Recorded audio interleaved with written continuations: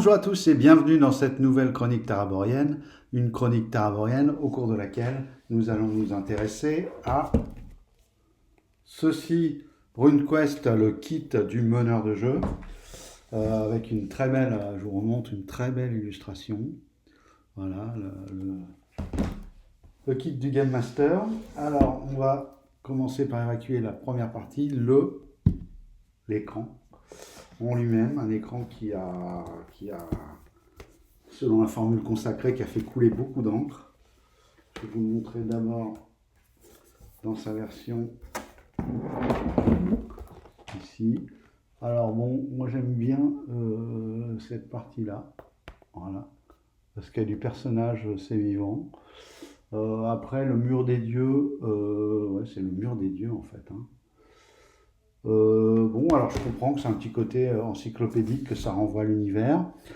Mais pour être franc, je ne suis pas fan du trait du dessin en lui-même, hein, de Lulu. Bon, en plus, il avait été pensé pour un paravent format paysage. Du coup, là, c'est un peu, la perspective est un peu écrasée dans la version française. Voilà, on a moins cet effet de perspective qui était sympa. De l'autre côté, on va retrouver, alors là, c'est... Waouh! On m'avait prévenu. Je n'avais pas encore trop observé l'intérieur. Voilà, il y a toutes les tables. Je pense que c'est assez exhaustif. Il en manque peut-être, hein, dit tout comme ça, parce qu'à vue de nez, c'est impressionnant. Par contre, qu'est-ce que c'est écrit petit? Bon, c'est pas grave, moi je joue en virtuel, donc en fait, je l'ai souvent comme ça, devant moi, posé, et je peux regarder. Et puis de toute façon, pour les résultats de dés, maintenant, malheureusement, je suis obligé de mettre des lunettes, donc c'est pas dérangeant, mais j'avoue que là, oui, c'est petit. C'est petit, c'est petit. Je crois que ce qui est pas mal, c'est qu'on va avoir des fiches récapitulatives comme dans la... En tout cas, on en a quelques-unes dans la... Vous vous rappelez de ma vidéo sur le kit de découverte. Et puis on a ceci, donc qui se présente comme ça, alors qui est un petit dossier cartonné. Alors il y a toujours ça maintenant, il y a de plus en plus, et c'est super, il y a de plus en plus de matériel de jeu donné avec les écrans, et c'est bien parce que ça vite... donc qui sont un joueur de la première génération, à l'époque on achetait des écrans qui n'étaient pas beaux, pas exhaustifs, souvent avec des erreurs en plus dedans, et on n'avait que ça, et ça coûtait quand même un certain prix. Et là, n'en déplaise à ceux qui pensent que le jeu de rôle est devenu hors de prix, machin, tout ça, malgré tout, on a quand même des trucs de bien meilleure qualité, beaucoup mieux fait, et en plus, quand vous sortez le petit billet, bon, qui peut être un peu plus cher, vous avez tout ça de matériel, hein.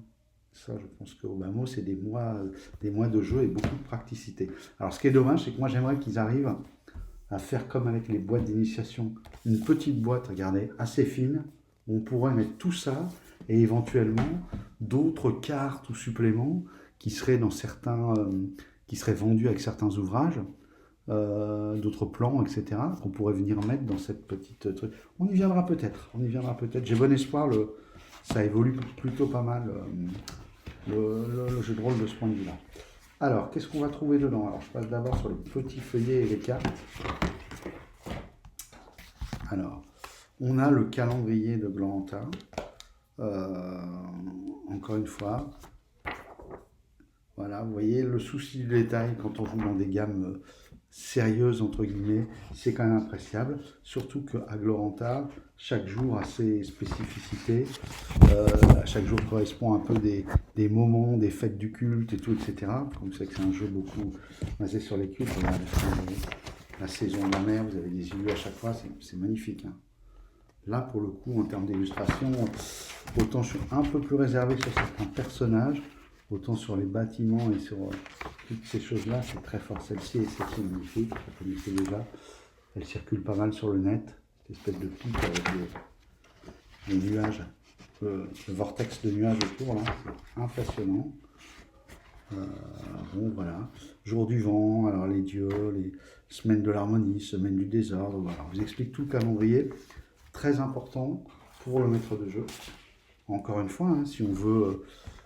l'intérêt de une fois, c'est pas... je dis ce que j'en pensais, hein. C'est pas de faire du combat, c'est vraiment d'être dans la simulation d'un univers. Il vous faut ces éléments-là, hein. C'est pas possible, hein. Il faut refaire tout un calendrier. Moi qui l'ai fait à l'occasion de la création de certaines de mes campagnes, je peux vous dire que c'est du boulot, qu'on n'est pas toujours bien inspiré, qu'on n'est pas toujours super raccord, parce qu'on n'a pas toutes les idées au même moment. Là, on a une très belle feuille de personnage. Je m'interromps parce qu'elle est vraiment pas mal dans les tons, un peu grise comme ça. Assez jolie, assez esthétique. Bon, il y en a une, donc je sais pas ce qu'on peut en faire. La photocopier, couleur certainement. Et puis on a des feuilles de personnages comme ça. Et ça, on en a qu'une qui s'ouvre en double comme ça. Alors, vous voyez que c'est assez exhaustif quand même. Mais encore une fois, faut pas que ça fasse peur.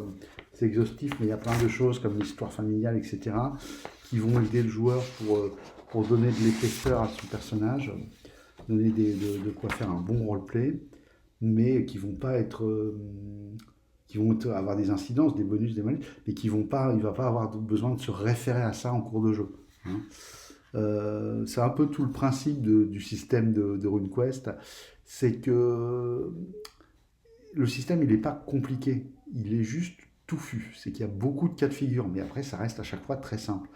Et c'est juste au début, il faut absorber un peu tous les cas de figure. Bon, en l'occurrence, là, il y a beaucoup de choses sur la feuille de personnage qui est absorbée à la création. C'est pour ça que la création de personnage est un peu longue.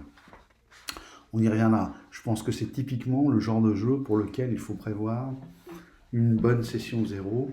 Et ça peut être un très bon moment ludique. La session 0, moi, je ne suis pas un fanat. La dernière que j'ai faite, c'était à l'occasion d'une campagne qui pour l'instant est en suspens et certainement un peu avortée de mon côté parce qu'on attend toujours les bouquins.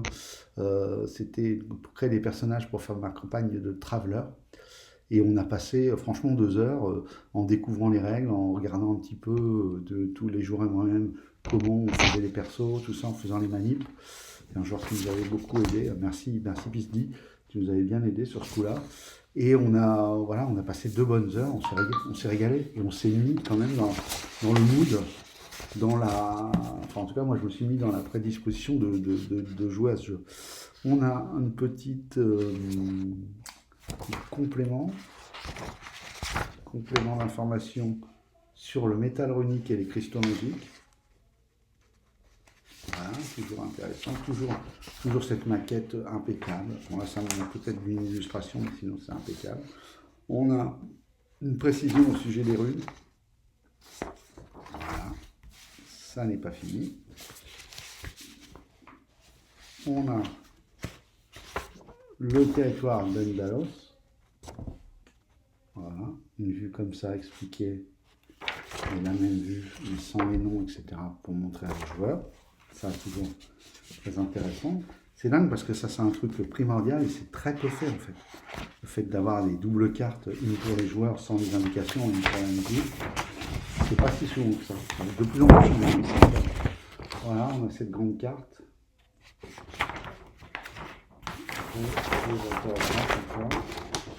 Qui vous permet de situer Coulbrea, voilà, tout un tas de destinations. On a les cartes plus tactiques. La région de Prax, en fait. Je pense qu'elle s'ouvre, celle-là. J'ai un peu les gros doigts. Voilà. Le plan de Vinclair, qui est une cité. Toujours ces magnifiques plans en 3D. Ça, qu'est-ce que c'est immersif, ça. Magnifique. Et voilà, donc cette carte avec Prax et la passe du dragon, le plateau des ombres. Voilà, ça aussi, primordial pour immerger les joueurs. Le plan du sentier de la pomme. Encore une fois, très beau. Vous voyez, quand je vous disais, je vous parlais un petit peu de la comparaison avec Rome. Vous voyez ce bâtiment là, le 4. Moi, ça me fait penser à certains temples romains ou grecs. Même si je sais bien que je vous parlais des Gaulois, etc. C'est juste pour vous situer un petit peu. Et puis bien sûr, là, la ville se trouve à l'île du monde. Voilà, on voit qu'il y a on voit un peu le point, l'option le côté bac à sable du jeu. Et puis là, on a une Master Mega Card. Je pense que je ne vais pas pouvoir vous la montrer. Elle est trop grande. Voilà, c'est pas beau. Voilà, vous voyez, là, il y a de quoi faire. Magnifique.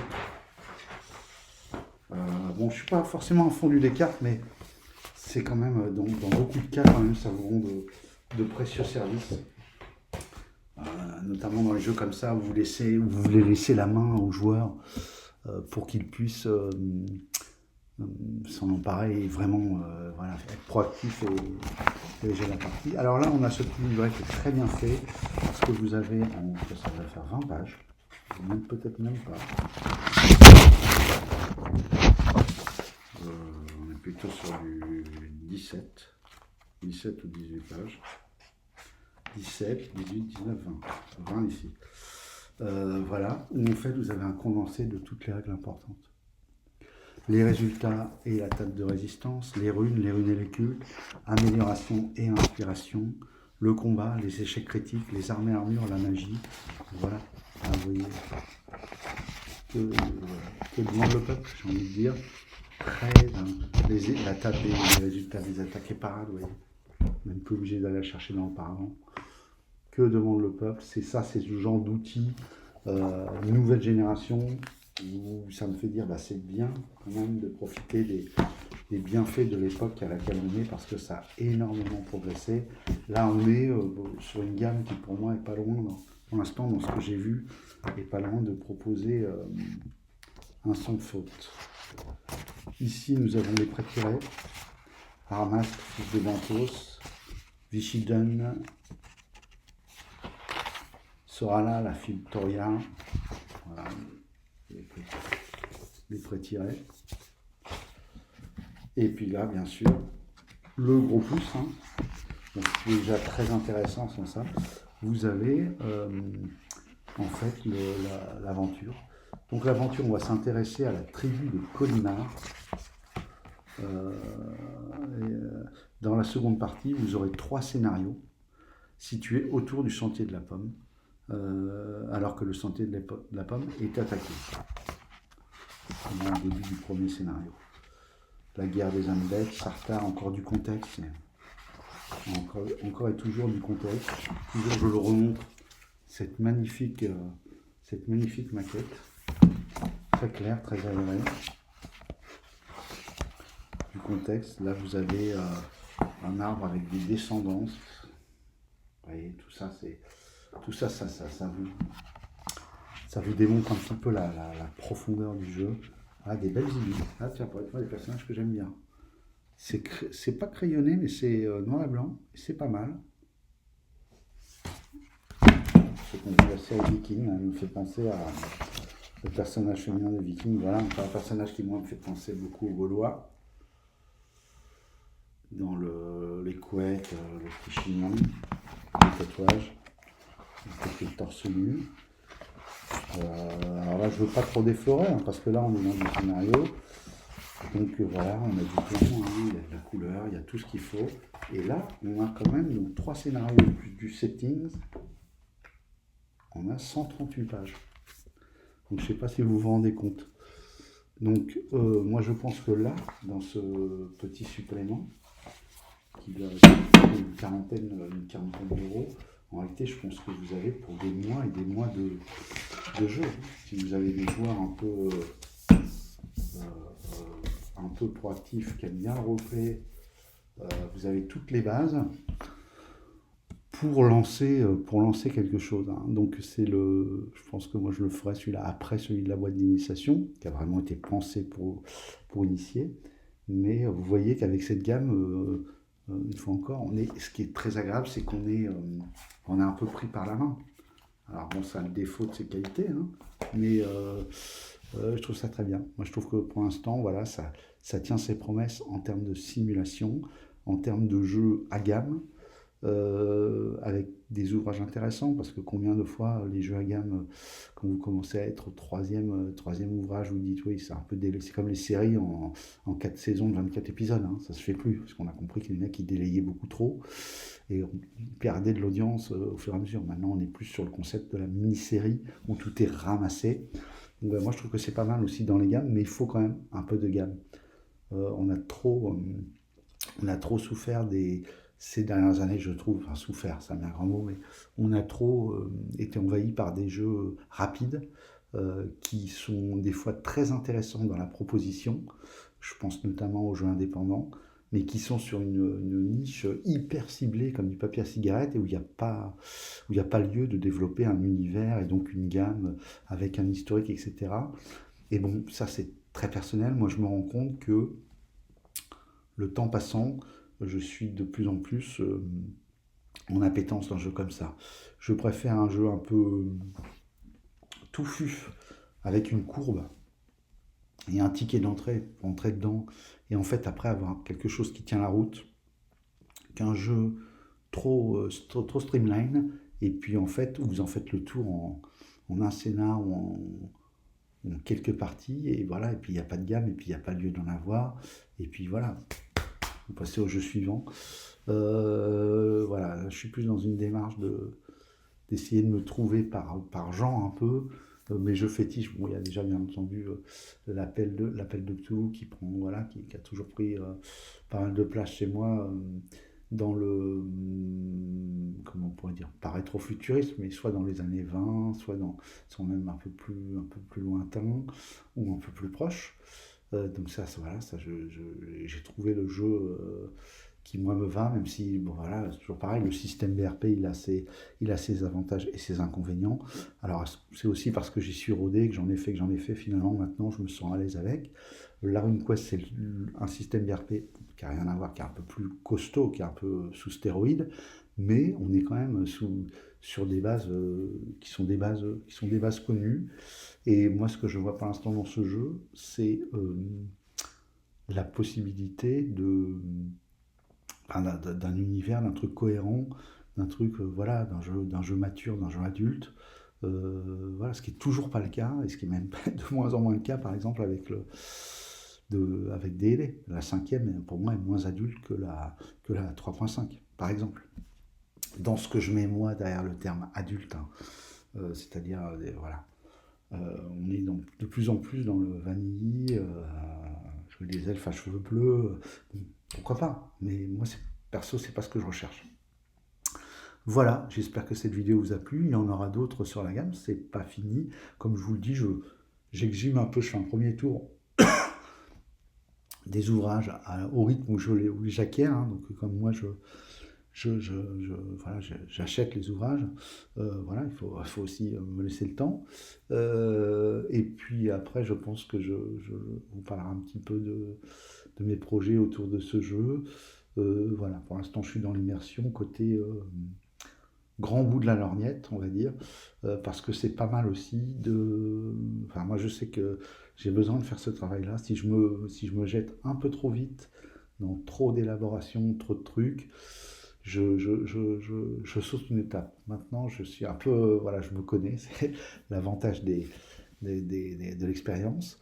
On se connaît et je sais il faut que je fasse l'effort de bien voir ce que cette gamme propose. Voilà. Et puis après, je ferai le choix de commencer à travailler sur ce que moi j'ai envie d'en faire. Parce qu'il y a toujours ce décalage hein, qu'il faut bien garder à l'esprit. C'est aussi pour ça qu'il y a autant de gens qui font des vidéos sur leurs expériences.